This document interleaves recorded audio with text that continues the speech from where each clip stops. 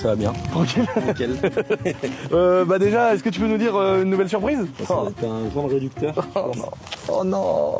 Oh les problèmes qui commencent. Oh, j'ai l'impression de revivre le même scénario avec le tank quand j'étais là-bas, le soir du 1er de l'an, que j'avais promis à mon pote Thomas. L'année dernière, l'année d'avant, on était avec Esteban Ocon, on était en boîte de nuit à Monaco. Les mecs, ils voulaient nous offrir des bouteilles. On leur dit non, on bu pas, donne-nous une Red Bull.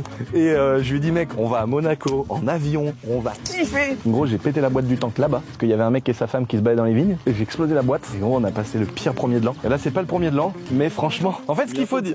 Voilà, ouais, c'est ça. Donc, ce qu'il faut expliquer, c'est que le tracteur, déjà, il est incroyable. On en a jamais eu un aussi gros. Je sais pas si ça ressort en vidéo comme ça. En fait, Dylan, t'as été le voir. Et Dylan, il m'a dit, il est plus gros que le tracto. Et je lui ai dit, mais vas-y, c'est pas possible. Combien ça fait de tonnes, ça? Je sais pas du tout. Ah, ça doit être marqué là, non? Non, Renault Agriculture. Je sais pas combien ça fait de tonnes.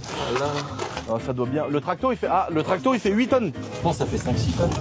Mais t'es fou? Le tracto, il fait 8 tonnes 5, Dylan. Ouais, ça fait moins là. Hein? Ah oui. Le tracto, il fait moins. Ça fait moins. Là, il y a la pelle et tout. Bon, avant de vous le présenter, les gars, ce qu'il faut qu'on vous explique, c'est qu'on a eu un vrai problème. C'est-à-dire que il est arrivé, Dylan, il a fait un test. Moi, j'étais en rendez-vous, mais j'étais au château, mais je pouvais pas venir, j'étais en rendez-vous. Donc Dylan, il a fait un test. Ce qu'il faut dire, c'est que à peu près une seconde après qu'il ait testé de couper l'herbe avec l'énorme engin qu'il y a derrière, il y a l'embrayage qui a explosé. Alors comment ça se passe l'embrayage sur un tracteur, Dylan? T'as deux embrayages, tu veux. T'as l'embrayage de prise de force. Et puis après, t'as ton embrayage de boîte pour tes roues, tu vois. Donc ça veut dire qu'il y a deux volants, il y a un volant, il y a deux volants. Comment te dire, t'as deux disques et ton mécanisme, d'accord. il débraye les deux, tu vois. Ah d'accord. Et puis ah ouais, c'est hyper. C'est là ah ouais, de prise de force. Là, d'accord, ok. Ah ouais, ok. Alors en fait, ce qu'il faut comprendre, les gars, c'est que déjà un tracteur comme ça, on va vous le présenter un peu mieux après. Mais c'est que là, on vous parle du problème. Un tracteur, si vous voyez tout ce qu'il y a là, ça c'est le 6 cylindres. On est d'accord, Dylan? Yep.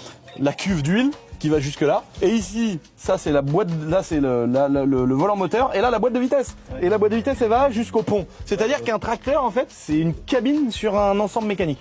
Ouais, bah oui. Et puis celui-là, il a un châssis, il y en a. Deutz? Ouais, c'est un MWM2. Bah, je pensais que c'était un moteur Renault. Ah non, non. C'est un moteur 2. Bah, c'est marrant, les Renault, ils font des moteurs pour les tanks, mais pour leurs tracteurs à eux, ils prennent une autre marque. C'est ouf, ça. Bah, c'est MWM, après. Ouais, Deutz. Bon, après, Deutz, c'est tellement connu, tellement réputé aussi. Donc, en fait, Dylan, il m'a dit, l'opération, c'est quand même pas rien. C'est pas le truc le plus compliqué de la Terre, mais c'est pas rien. C'est-à-dire qu'en fait, il faut déposer la cabine. Ah non. T'as juste à le couper en deux. Ah ouais, donc en gros, c'est-à-dire que t'es quand même sur plein de supports, faut défaire, tu coupes le tracteur en deux, c'est-à-dire que tu défais une partie moteur, une partie truc, mais il y a quand même plein de tuyaux, plein de trucs à débrancher, quoi. Les gars, ils l'ont fait en une semaine, c'est ouf, hein.